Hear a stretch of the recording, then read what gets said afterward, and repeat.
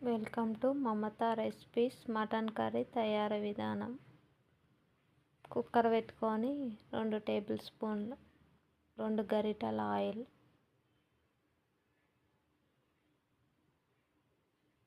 2 దాల్చిన చెక్క, 2 ఇలాచి, 2 లవంగా వేసుకోవాలి.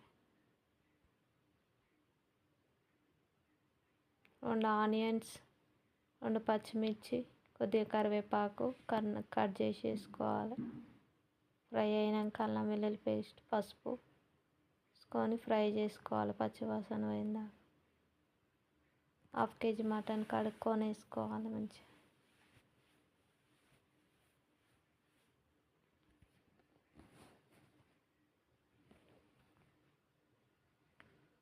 మంచిగా కలుపుకోవాలి.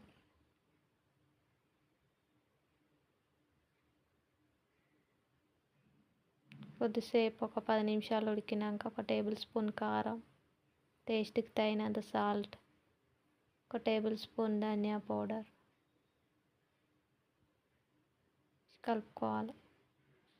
10 నిమిషాలు ఉడికినాక దోసకాయ ముక్కలు వేసుకోవాలి. ఒకటి చిన్నది మీడియం సైజ్ వేసుకొని వాటర్ పోసుకోవాలి. 3 గ్లాస్ వాటర్, కొత్తిమీర వేసుకొని ఒక 5 నిమిషాలు ఉడకబెట్టుకోవాలి. కలుపుకొని మంచిగా ఒక 5 నిమిషాలు ఉడకబెట్టుకోవాలి.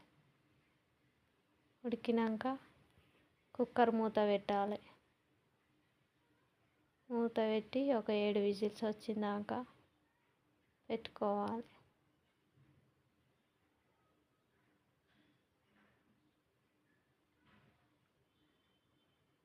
అయిపోయింది. దోసకాయ మటన్ కర్రీ తయారైంది. సూపర్ టేస్ట్ ఉంటే చేసుకొని తినండి.